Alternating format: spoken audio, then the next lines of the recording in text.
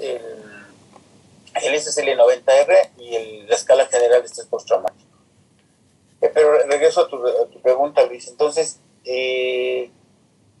ya hay por ejemplo, el uso de la metadona en lugar del uso de la cocaína, por ejemplo, ¿no? Que es una sustancia de dependencia, no tiene el efecto que tiene la cocaína, y se utiliza como una sustancia análoga en el uso, por ejemplo, de la cocaína, ¿no? Entonces, que está permitido, ¿no?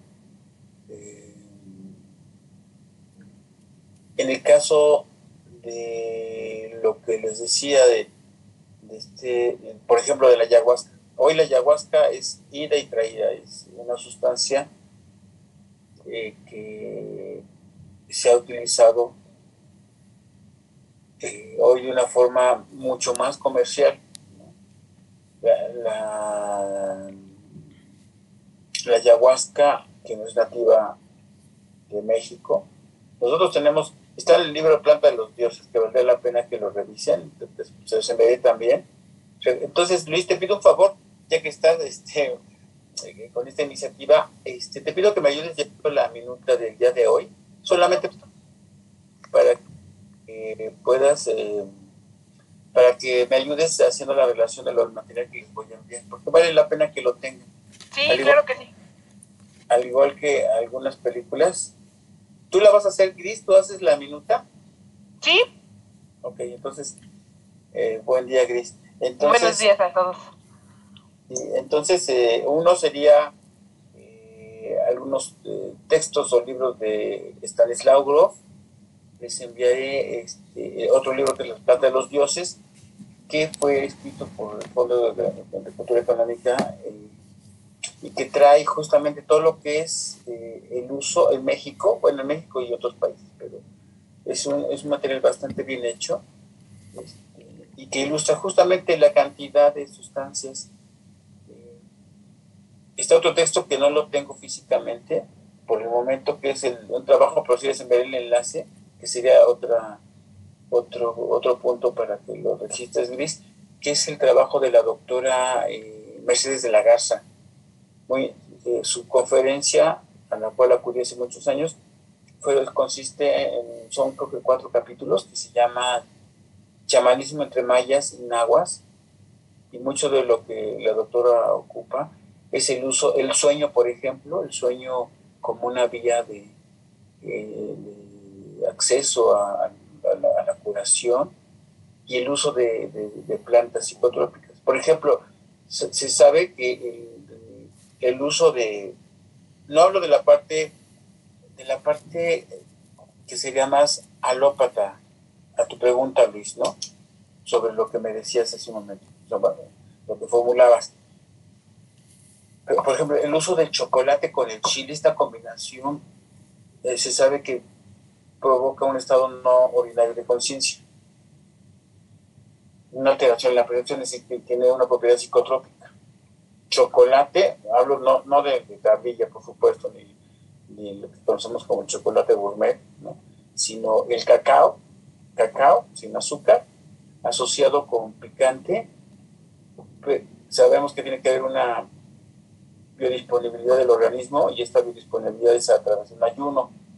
Entonces, la biodisponibilidad es personal, aun cuando sabrán que hay una una distribución normal que dice que los medicamentos en particular deben de cumplir ese patrón. Habrá los extremos de la distribución normal, recuerden que tenemos extremos, pero los medicamentos deben asegurarse que su eficacia debe estar en un porcentaje mayor, de tal forma que va a haber un segmento de casos que no. Por ejemplo, hay personas que son alérgicas, por ejemplo, a la penicilina, el antibiótico. Entonces, así los medicamentos tienen un margen de error. Este margen de error, que algo no les queda bien o saldrá no solo contraproducente, sino no tendrá el efecto. Pero todo medicamento, toda sustancia cumple y así muchas cosas en la vida cumplen ese patrón, esa distribución. Por lo tanto, no necesariamente todo es una distribución normal. Sin embargo, hablando de las sustancias, hay una biodisponibilidad que es la propia constitución de la persona, del individuo, que va más allá de la biología, sus hábitos, sus estilos de vida, su origen, cuentan tanto que eso, digamos, es una variable importante en lo que es el efecto de las sustancias. Entonces la biodisponibilidad en ayuno pues es mucho más eficaz en algunos medicamentos. En otros se requiere el consumo de un alimento previo para que después venga el efecto, ¿no? Entonces, pero esta pregunta que me haces es una pregunta interesante. Y hay otras películas, por ejemplo, eh, se llama, no recuerdo, bueno, una película, la que tengo, se llama El Renegado o Blueberry, una experiencia interesante como película en términos de lo que hacen, por ejemplo, el caso de la mescalina, la sustancia que tiene el jico y el peyote. Es una película que es un western de un hombre que es baleado y que hay en el desierto, lo recuperan unos indígenas y lo ayudan a través del uso del jico. Pero no es el uso del jico nada más, sino es algo que le ayuda en lo personal. Entonces, algunas sustancias, y entonces hoy tenemos una sustancia que ha crecido de forma importante, que es propia en México, que en Sonora, que es el bufo alvarius, ¿no? También ha sido muy, muy utilizada ahora, ¿no? Y esta sí es de México. La ayahuasca yagé no lo es de la zona del Amazonas. Ahorita recuerdo la otra película, pero son películas interesantes sobre el uso de sustancias, ¿no? Bien, voy a ver. ¿Ustedes tuvieron acceso al RAI para registrarse? Ayer lo estaba revisando.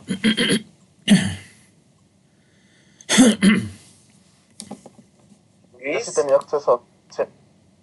Ok, Luis, tú sí. Es que tengo a Luis Gian y a Luis Antonio. Luis Antonio. Dígame, Antonio, entonces para diferenciarnos. ¿Antonio? Ok, Antonio. Antonio, tú, porque sí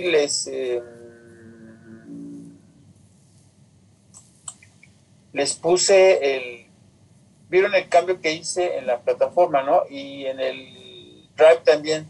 Ahí vi que varios se registraron. Sí, vi el cambio. Se conservaban los horarios que ya habíamos puesto, bueno, la mayoría, ¿no? Yo sí puse el de las 8 y ya nada más confirmé que sí estaba igual. Así es. Sí, me estoy entrando. Entonces aquí los tengo.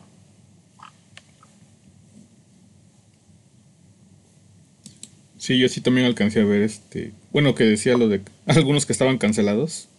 Y sí, también confirmé mi asistencia. Creo que son nada más ustedes 4, no falta alguien.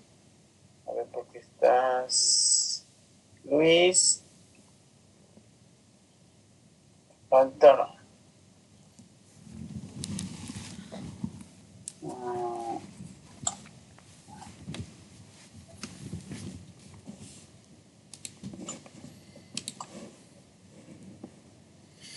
Luis también está.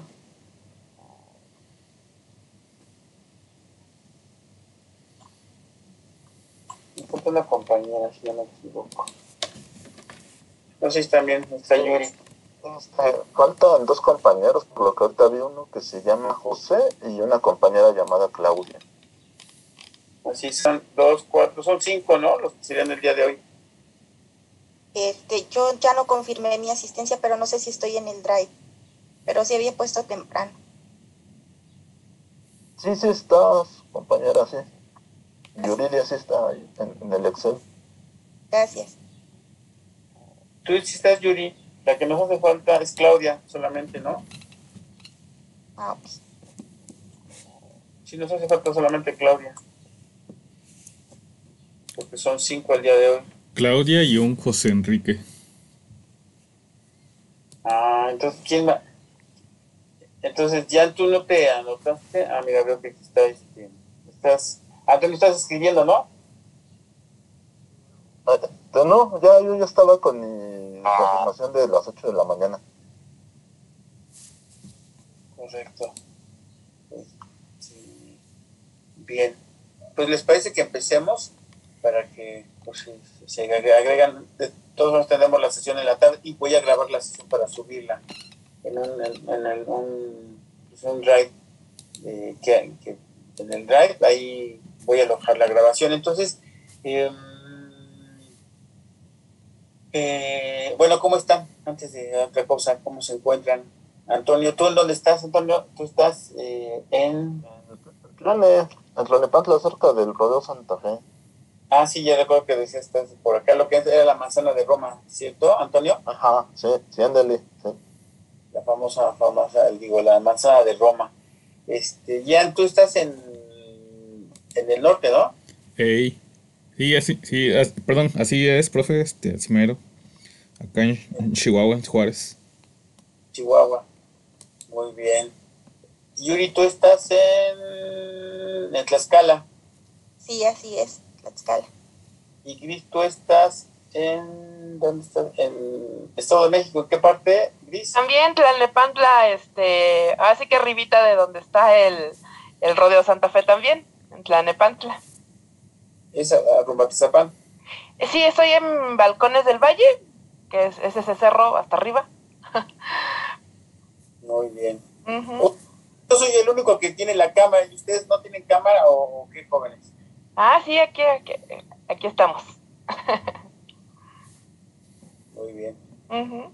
Luis, Yuri, ¿pueden habilitar la cámara para que conversemos? Porque es importante verle los ojos a ustedes. Bueno, el SSL90 falta. Estaba revisando, según yo, había puesto la carpeta y ahorita me di cuenta que no. La carpeta del EGEP, no, entonces lo voy a subir, no se preocupen, en un rato más. Entonces, pero sí les daré los generales sobre el EGEP. Bueno, vamos con el SSL90.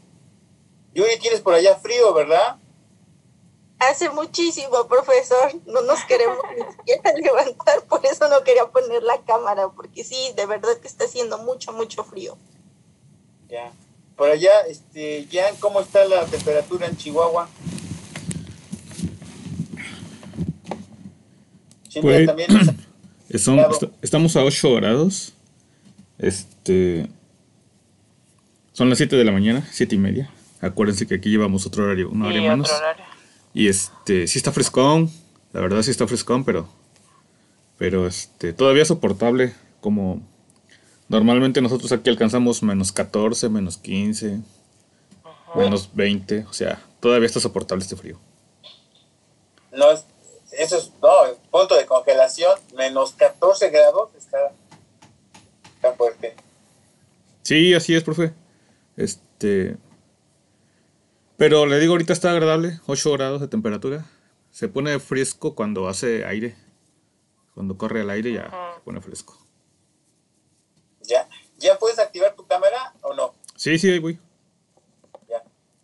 Bueno, acá en la Ciudad de México, veo que también estás abrigado, Antonio. Entonces, yo no soy tan friolento, esa es una ventaja.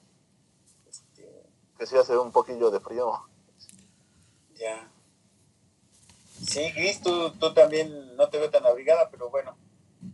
Y es que anduve malita, entonces pues me sigo cuidando porque no quiero recaer, pero en realidad pues, yo ahorita tengo calor con la chamarra que traigo, pero más vale.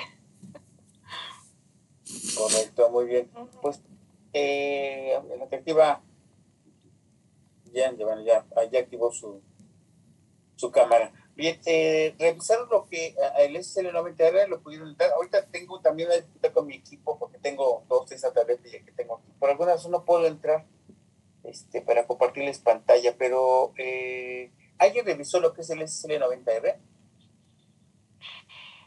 Bueno, yo bajé entré ahí a ver algo de lo que consta, pues bastante amplio, ¿no? El instrumento, y bueno, pues que se puede utilizar en mucho tipo de población y además está validado aquí en México, ¿no? Eso me acuerdo que leí. ¿Sí? No me acuerdo, la verdad, así más, así de momento, pero sí, de hecho aquí lo tengo aquí en la compu. Sí, ahorita lo que haré, les voy a describir el instrumento, pero vamos a ver me voy a ir a la aplicación, vamos a ir al módulo, porque es importante que revisemos algunos elementos que por eso la necesidad de hacer con ustedes la webinar. El SSL90R, que alude a las siglas Symptom Checklist, es un listado de síntomas. Son 90 preguntas que exploran síntomas físicos y emocionales. Entonces, el SSL90R, a su vez, está desagregado en 9 subescalas clínicas. Entonces, el cuestionario, estas 90 preguntas, que están en una escala Likert, ¿recuerdan que es una escala Likert? Jóvenes, ¿recuerdan que tiene diferentes grados de respuesta? Eso es. Una escala Likert, efectivamente, Antonio, alude a que tiene opciones de respuesta. Y entonces ya tenemos un nivel de medición. El nivel de medición es importante citarlo con ustedes, cuando tiene que ver con metodología, pero es importante que ustedes sepan. Los niveles de medición, por ejemplo, en los cuestionarios y este mismo instrumento, por ejemplo, en la primera pregunta del SSL90R, dolores de cabeza. El tener una forma de responder en graduación, en opciones de respuesta, que en este caso se conoce como la escala Likert, porque pueden ser opciones de respuesta, por ejemplo, que no va a ser el caso, pero son opciones de respuesta, entonces tenemos que matizarlo, Antonio, porque lo has dicho bien, pero hay que matizarlo. Estado civil. En estado civil, ¿cuál es tu estado civil? Tiene opciones, ¿cierto? Entonces hay opciones de respuesta, que puede ser que soltero, casado o casada, divorciado, divorciada, unión libre, viudo. ¿Qué otra puede ser? Y las combinaciones de estas algunas, por ejemplo, porque no son mutuamente excluyentes. Podría ser, estado civil podría ser soltero, pero antes fue casado y divorciado, ¿me explico? O viudo, ¿no? Entonces, no actualiza, sí sabemos que da una condición en ese momento, pero puede que haya un antecedente. Y ahí hay opciones de respuesta. En una escala Likert hay una diferencia que va de un valor mínimo a un valor máximo. Y eso hace la diferencia. Entonces, por ejemplo, decía la primera pregunta, dolores de cabeza. No es lo mismo responder en una escala por eso los niveles de medición son importantes, que se conoce como nominal. Nominal es uno u otro. Por ejemplo, sexo. No hablemos de género, no nos metamos, digamos, sin desconocerlo, ¿no? Pero el sexo es uno o dos, o que sería hombre o mujer. Alguien dice, oye, pero si soy gay, ya nos pasaríamos a género. No está preguntando género, sino sexo de atribución, sexo de nacimiento. Si yo preguntara, Yuri, ¿estás embarazada? ¿Qué me dirías? No. Entonces no puede haber un más o menos, o creo que sí. La respuesta es si estás embarazada, es sí o no. No es, me parece, o tengo la sospecha. Si no es, lo estás o no lo es. Entonces, un nivel de medición inicial que tenemos es lo nominal, que sería sí o no. En el caso de la escala Likert, alude a un tipo de medición ordinal que va de un menor o de un menor igual a un mayor igual, que es en este caso la escala del SSL90R, ¿no? Entonces, tienen, bueno, sigo hoy y ahorita pasamos a este para que lo podamos ir poco a poco. Por lo tanto, este cuestionario, en esas 9 subescalas clínicas, 83 preguntas se reparten dentro de esos 9 y que no son, esas subescalas clínicas no tienen la misma cantidad de ítems. Recuerden que ítem, reactivo o pregunta es lo mismo. Importante. También, entonces también te recuerdo, ¿quién iba a llevar la minuta? ¿Yuri? Yo. Okay. Gris. Cris, que no es este concepto también, no solo de medición, ¿sí? Nominal, ordinal, sino también que en los instrumentos también es otro equivalente. Podemos decir instrumentos, cuestionarios, ¿no? Claro. Inventarios, ¿no? Es una forma también de referirnos a aquello que es un registro y en el cual a través de esto nosotros podemos o tenemos información clínica, ¿no? Sobre las personas, ¿no? Bien, entonces, y que voy a hacer un paréntesis a propósito que digo personas, porque en el caso de lo que ustedes van a hacer, que es la aplicación, son, ¿cómo les denominan? Pacientes, usuarios, participantes. Hay quien usa, me ha dicho, voluntario, sujeto también es otro término. Claro. Y que no es como individuo. Sí, pero en este caso, el término que yo les propongo que ustedes tengan es el caso que apliqué, en lugar de decir la persona, ¿no? Puede ser la persona que se apliqué, pero el caso es si ustedes utilizan el caso, tiene una denominación de orden más de orden, le da el rango de un valor clínico o de investigación cuando hablamos de un caso o de un sujeto, que no tiene justo una connotación despectiva de decir sujeto, sino la persona que participó. Y eso es importante porque en el contexto, digamos, sextos semestres están ya en una etapa, pues no, un poco más de la mitad. Muchas veces las formas de cómo ustedes se puedan referir a la población de estudio, que puede ser una población, un grupo mayor o un grupo menor o un caso único, que puede ser una persona, un caso, esa es la mejor forma y eso nos ayuda a saber que ustedes saben. A otros ya no pasan, y eso, miren, de verdad, después de algunos años de dar clase, me doy cuenta cuando no ha habido una enseñanza, me parece que profundice o darles los elementos que son propios de lo que es trabajo en la clínica, ¿no? Y clínica no es el campo de profundización de clínica, para que no confundan, sino la clínica es lo que ustedes hacen. Recuerden que la clínica es lo que se hace, son los haceres que hay en términos de el trabajo. Decir en salud es también como, y hago este énfasis porque, dado su formación, a menos que tenga una formación médica o una formación en un área, ya lo van acotando, pero en el sistema SOAYET, si vienen de otras disciplinas o digamos que este es su primer acceso al nivel universitario, se queda todo un poco en lo que es lo que les han enseñado, cómo es el área clínica o el campo de profundización en clínica y lo que es de salud, y no es así, no está tan dividido, no debe estar. Entonces, encuentro esta dificultad cuando van a hacer la entrevista. Ustedes pasaron por alguno de los módulos donde tuvieron que hacer la entrevista. Y díganme, que esa es para mí un poco la crítica que tengo, que sus profesores les pidieron evidencia, ¿cierto?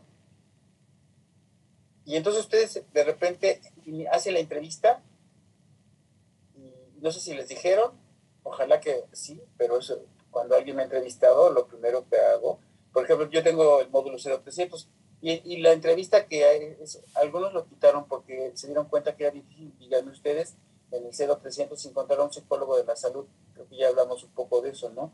No hay un psicólogo de la salud. Está el campo, pero no está el psicólogo de la salud. No, sí existen ya programas de estudio que tienen el perfil del psicólogo de salud. Es decir, cuando hablan de psicólogo de salud es aquel que está en un ámbito hospitalario. En este caso, este módulo que habla sobre la práctica supervisada o de la psicología de la salud en ámbitos no institucionalizados, recuerden que hablamos un poco a qué se refieren los no institucionalizados. Toda aquella organización que puede ser muchas veces de la sociedad civil, ¿no?, que tiene una encomienda en la atención. ¿Cuáles son los casos más típicos? No estoy seguro si lo conversamos, pero ¿cuál es un caso típico algo que no es institucional y que da atención a la salud. ¿Recuerdan un caso? Por ejemplo, fundaciones, ¿no? Fundaciones, un poco las ONG, famosas ONG, sí, los clubes, como los rotarios, a veces dan ese tipo de servicios por acá. Así es, efectivamente, que es una de las... por cierto, hoy mañana presentamos un caso en el instituto, y después de ello me voy a Cuernavaca porque voy a hablar con un grupo de rotarios para el financiamiento de un proyecto que tengo en el instituto. Bueno, y una cooperativa que se generó de este proyecto. Y después les hablaré de esa iniciativa. Pero sí, el rotarios, otro más. Por ejemplo, en donde entrenan, por ejemplo, a los futbolistas, me ha tocado aquí en donde vivo, se le llama el Nido Águila, y tienen apoyo psicológico también para los niños y de salud. Ya, por ejemplo, ese sería otro ejemplo, que finalmente hay acciones que se han generado. Nosotros en el modelo que me formé hace muchos años, teníamos que depende tiene relación con Cáritas de México. Esto hacía entonces, Cáritas de México es una organización que tiene toda esta formación católica, y entonces eran las parroquias en donde se desarrollaban las acciones de atención, de escucha hacia la población. Muchos eran los centros de referencia o los centros que conocía la gente, en donde se desarrollaban acciones de atención al consumo de sustancias, por ejemplo, entre otros. O otras situaciones como de violencia, por ejemplo, hacia mujeres, ¿no? El tema de salud también, no solo el tema de consumo de sustancias, sí como un problema, una condición que existe en los espacios, en las comunidades, en los barrios, porque sé que allá en Chihuahua, para nosotros Colonia era el barrio, ¿no? Entonces, ¿cierto, Jan? Afirma, sí, así es.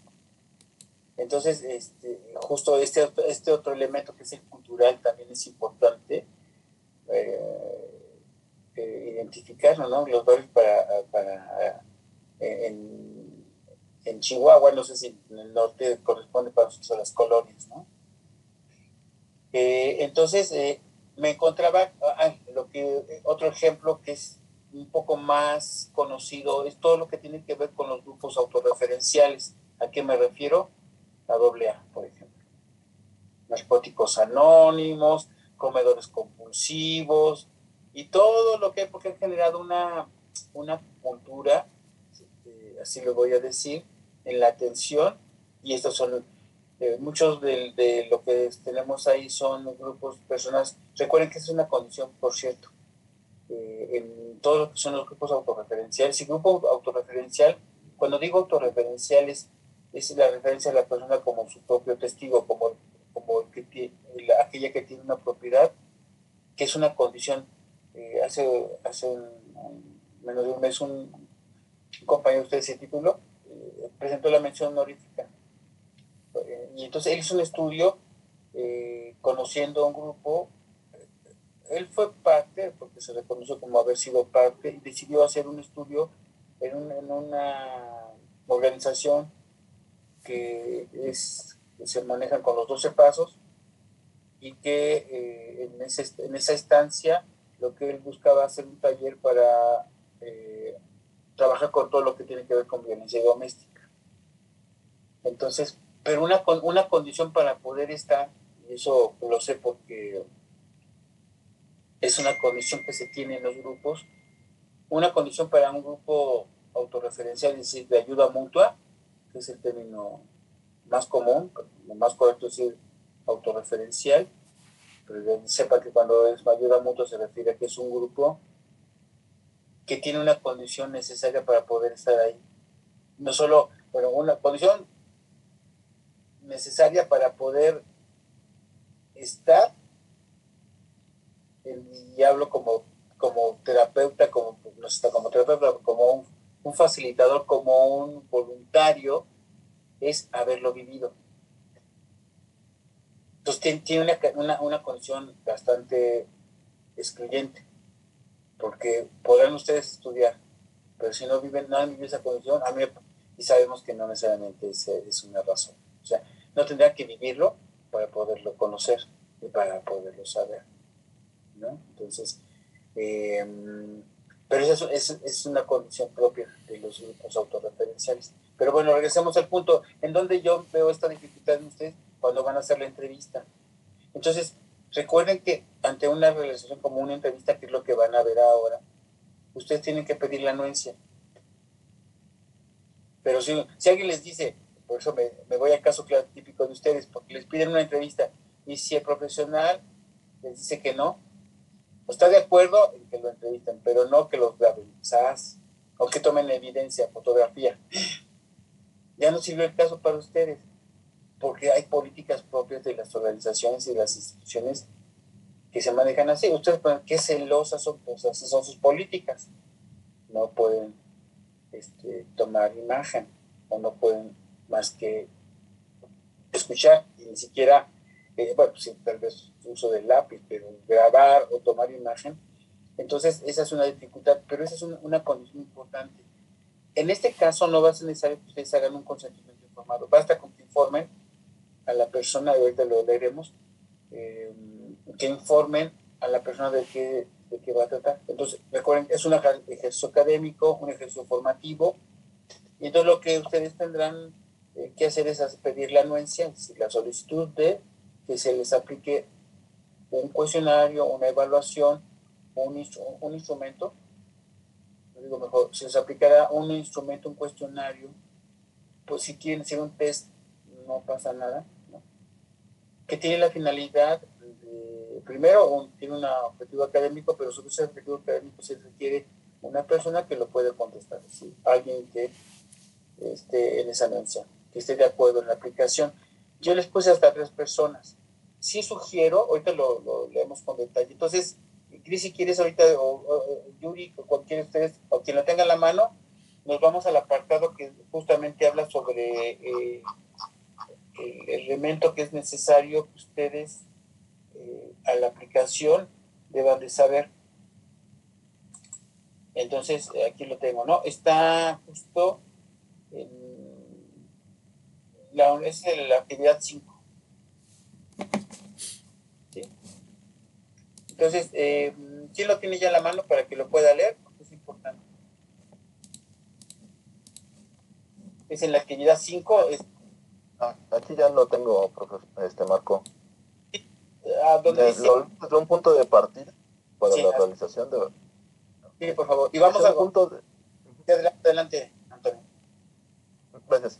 Un punto de partida para la realización de esta actividad es darles a conocer uno de los instrumentos de evaluación en psicología en el área de la salud, que mide aspectos físicos y emocionales que presentan las personas en alguna etapa de su vida. La actividad es realizar una sesión webinar para que conozcan el uso del instrumento SSL90R. En la carpeta de recursos se encuentra el cuestionario completo, así como otros artículos que dan cuenta de su validez en México, ficha técnica y el uso clínico. En la siguiente actividad 6, deberán aplicar el instrumento SSL90R, para lo cual les pediré que ustedes soliciten la colaboración voluntaria de 2 personas adultas, no importa el género, mayor de 18 años y menor de 90 años, que colaboren en contestar con fines didácticos y de entrenamiento el inventario de síntomas. Es importante subrayar que en el objetivo de la aplicación no se generará algún compromiso clínico y de atención a quien lo responda. Para su aplicación se deben observar y cubrir los siguientes puntos. Antonio, permíteme. Señalar el objetivo. Un momento, Antonio. Yo he puesto un rango de 18 años a 90. Este instrumento puede ser aplicado en adolescentes también. Ese es el rango que les puse. Y les voy a decir por qué no puse adolescentes. Si es un caso de un adolescente, no descuiden lo que les voy a decir, requieren la anuencia de un adulto. Y ya lo le van a dar. Que no sea un familiar, por favor. Que no sea sus hermanos, pareja, hijos, familiares, no. Ni que haya una relación significativa, por lo que implica. Entonces, eso es importante que que la pregunta sería, bueno, yo quiero conocer más sobre mi pareja, ¿no? Híjole, no es la mejor forma y más bien no es la forma, no lo hagan, ¿no? Entonces, ¿cuáles serán las personas? Aquellas que o bien les conocen, porque cuando van estudiando psicología alguien se acerca y dice, oye, es que mira, no sé si les pasó lo siguiente cuando se enteraron familiares o amigos, sobre todo puedo pensar que amigos o personas conocidas de ustedes, no necesariamente amigos, compañeros de trabajo. Hay dos características, no puedo generalizarlas, por supuesto, les voy a contar una experiencia. O me decían, no voy a hablar contigo porque me vas a psicoanalizar.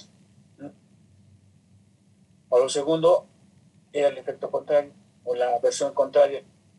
Se despepitaban, es que me quiero que me escuches. Y ahora, después de 2 horas de que te estaba platicando, ¿qué puedes hacer?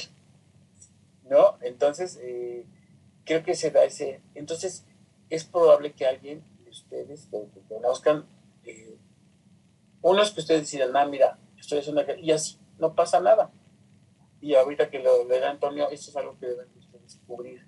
Y eso va a hacer que no haya un compromiso moral ni profesional, sino porque hay un ejercicio que es académico. Y eso ayuda mucho en la guía. Ahora sí, Luis Antonio, continúa, por favor. El primer punto es señalar el objetivo didáctico de la aplicación. 2. Solicitar el consentimiento para quien se va a aplicar. 3. La aplicación es voluntaria y sin ningún tipo de pago económico o en especie por ese ejercicio. 4. No generar alguna expectativa de atención psicológica o atención clínica por parte de ustedes. Si por motivos de la aplicación se encuentran valores clínicos relevantes, se sugiere derivar a un profesional o institución del caso. 5. Informar de la confidencialidad de la información. 6. En el rubro de datos sociodemográficos, en el apartado de nombre, solo colocar iniciales. Este inventario ha sido desarrollado para evaluar patrones de síntomas presentes en individuos y puede ser utilizado tanto en tareas comunitarias como de diagnóstico clínico. Cada uno de los 90 ítems que lo integran se responde sobre la base de una escala de 5 puntos, que están valorados de 0 a 4. Para esta actividad solo se trabajará con las 9 dimensiones primarias, que es somatizaciones, obsesiones y compulsiones, sensitividad interpersonal, depresión, ansiedad, hostilidad, ansiedad fóbica, ideación paranoide y psicotismo. Hasta ahí. La tarea... Hasta ahí. Entonces, haremos un ejercicio porque vale la pena que se haga el ejercicio, ¿no? Entonces,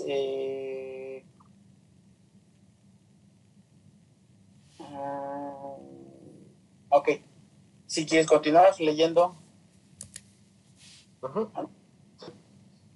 La tarea consiste en entregar para esta actividad imagen del cuestionario resuelto, 4 hojas, y imagen de la hoja de respuestas completada por ustedes. Para ello, lo único que tienen que hacer es colocar por cada subescala la respuesta señalada en el cuestionario. Ejemplifico, con la primera subescala somatizaciones, y aquí pone somatizaciones 1, 4, 12, 27, 40, 42, 48, 49, 52, 53, 56, 58. Total, dividir. En este caso, ¿a qué se refiere? Aquí sí tengo una duda, Marco. Sí. ¿A qué se refiere? Cuando ustedes lo apliquen, bueno, una pregunta sobre lo que va a ser la aplicación. Esto que he explicado, bueno, lo que está puesto aquí en los puntos anteriores. Sí, perdón, ¿tiene que ser presencial o puede ser vía remota? Buena pregunta. Hoy tenemos la posibilidad que se pueda hacer de forma, ustedes lo pueden hacer el formulario en Google Form y aplicarlo. Sin embargo, Gris, hay una ventaja, le veo una desventaja que lo pueden aplicar de forma remota. Bueno, ustedes contestaron el que yo puse, ¿no? Al inicio. Ajá. Bueno, más que por Forms, yo pensaba así, a través de una, por ejemplo, videoconferencia, tal vez. Eso, qué tramposa, porque ya no me ayudaste a decirlo, no. Eso ayuda que tú lo puedas hacer, ¿no? En esa forma. Pero, a menos que la persona ponga la cámara para que tú la veas, pero generalmente, a menos que eso te dé esa opción, la aplicación de los instrumentos tiene una gran ventaja. ¿Saben cuál es? Cuando hablamos de forma presencial, que yo puedo estar viendo a la persona. Y cuando digo de estar viendo a la persona es que puedo ver sus gestos. Sí, observar todo el lenguaje no corporal. No, el lenguaje... ver el lenguaje no corporal, el lenguaje corporal, pues. Verbal, no verbal. Sí. No verbal, exacto, perdón. El verbal, efectivamente, eso es una ventaja, ¿no? Y esto, ustedes dirán, bueno, ya hay personas que ante la presencia, bueno, cuando están con ustedes es porque hay una anuencia, que eso es importantísimo, ¿eh? No es lo mismo decir, fíjense, te necesito como voluntario. Y alguien diga, hijo, pero es que mira, ya es mi tarea. Bueno, eso es una cosa, y ahorita les voy a poner el contraste con la clínica, porque sí sucede. De aquel que dice, oye, me gustaría, hoy estoy interesado, interesada. Eso marca la diferencia, en términos, no de poner en duda las respuestas o su veracidad, pero eso es algo diferente. Entonces, ¿por qué les digo de la clínica? En la clínica, en el trabajo que hacemos, no es lo mismo que una persona llegue a que le lleven. Nunca. Hay una diferencia tremenda, o sea, eso quiere decir más que nunca. Es una diferencia importante. En la clínica, una forma de trabajarlo, nosotros le conocemos como la individuación de la demanda. ¿Qué es la individuación de la demanda? Cuando una persona declara, entonces si quieres apuntar el término, Luis, individuación de la demanda, que equivale a que una persona dice, me gustaría, quiero saber, me interesa, tengo dudas, pero creo que lo necesito. Si toda aquella declaración en donde hay una intención, puede ser menor, pero hay una intención, distinto de una persona que, no sé, me trajeron. Por lo tanto, lo que hay de por medio, o sea, lo que va a suceder, está guiado por esa necesidad o no necesidad, pongámoslo así, o interés, o deseo, o expectativa, de quien no. Y eso justamente va a tener algo o cultivará lo que se conoce como la adherencia terapéutica, es decir, asegura o da elementos. ¿Y qué es la adherencia terapéutica? La continuidad que una persona tiene ante algo, que después puede reafirmarlo, decir, oye, sí, o decir, híjole, es que ya no sé. Yo he tenido casos de atención donde, han pasado por 4 o 3 psicólogos, es que ya no me gustó, por alguna razón, pero no solo de psicología, de salud también, es decir, es que esa odontóloga, híjole, sí, pero ya después no, porque me maltrata, no me siento bien. Con maltrato me refiero al trato, ¿no? Hay quien tiene detalle, pero hay quien sabemos que no. Recuerdo hace muchos años, cuando entré al instituto hace 22 años, bueno, había yo tenido trabajo del gobierno federal en el área de clínica, en el área de salud, y recuerdo que llegó una señora, tocó el consultorio, y yo abrí, y me dice, yo quiero con usted, doctor. Yo dije, pase, señor, tome asiento. Viene por su consulta, sí, entonces ya me da su carnet, y yo empiezo a agendar la consulta. Me dice, sí, porque yo no quiero con el otro doctor. Y dije, ¿pasó algo, señora? Me dice, sí, es que pues yo fui con él, toqué la puerta, me dijo, pásese, y ya que me dice, siéntese, ya que me senté, me dice, ¿qué se trae, señora? Así le dijo, ¿qué se trae, señora? Y le dice, ¿qué me traigo? Pues yo me traigo un chicle y yo no quiero con usted. Y se paró y se fue la señora. Entonces, era un psiquiatra. Las formas son importantísimas. Y entonces, este término que hace un momento yo hice alusión sobre cómo se van a referir, voluntario, mi paciente, no es un paciente, es un caso, ¿no? Y ya pueden ustedes usar entre voluntario, un usuario, pero usuario tampoco sería, porque ustedes no ofrecen algún servicio, no hay algo que se vende. Por lo tanto, un caso corresponde, es un caso que tiene una finalidad académica, que es uno de los puntos que observamos. Pero bueno, entonces regreso a lo que tiene que ver con el instrumento. tienen su hoja de respuestas y de lo que se va a tratar es mediante la aplicación del instrumento. Tomen su instrumento, yo aquí lo tengo visualmente, todos visualicen su instrumento, ya lo tienen ¿alguien está en computadora que pueda compartir el instrumento? Ya tú tienes o no sé, Antonio, alguno de ustedes que esté en la computadora para que podamos compartir pantalla. Una duda que tengo es que estuve buscando en la carpeta de recursos en el aula y no encontré el instrumento. Lo encontré por internet, no puedo compartir el que encontré y ver si es. Sí, pero sí está en la carpeta. ¿Alguien tiene? Si no, ahorita te los envío. Sí. ¿Eh? Adelante, vamos a ver si es el que tú tienes.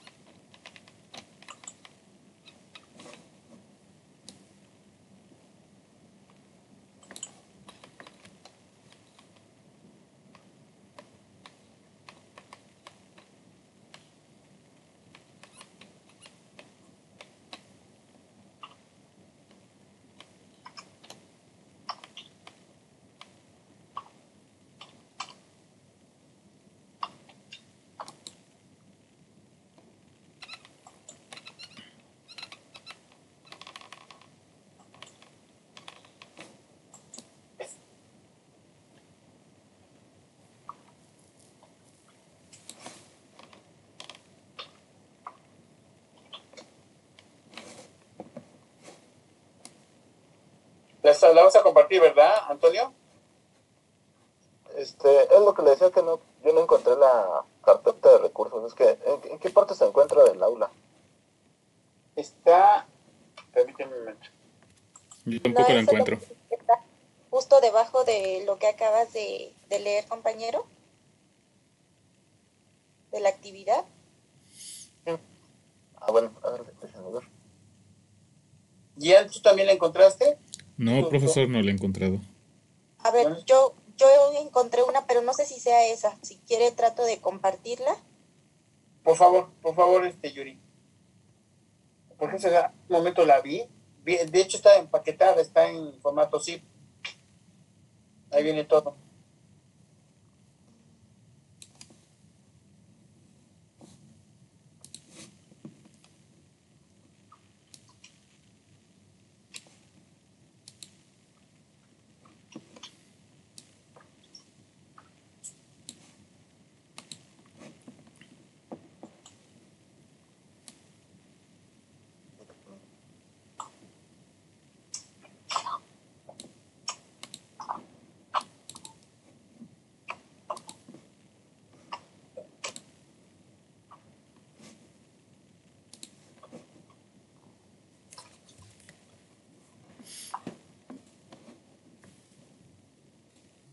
Ahorita acabo de revisar la actividad 5 y no, nada más viene algo hasta el final de que está en fase de construcción la página de donde está el Entonces, denme unos minutos y entonces ahorita se los comparto.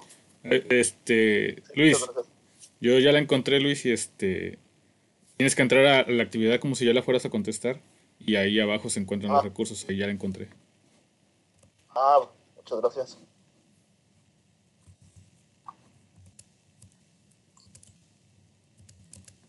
Está, ¿ya?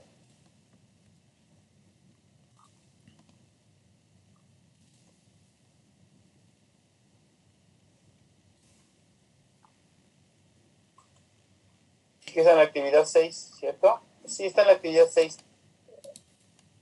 Ok, entonces, si ustedes miran los recursos, en los recursos está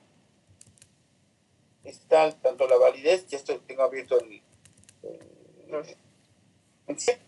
Sí, y la hoja de respuestas, váyanse a la hoja de respuestas modificada de uso didáctico y les va a abrir esa hoja.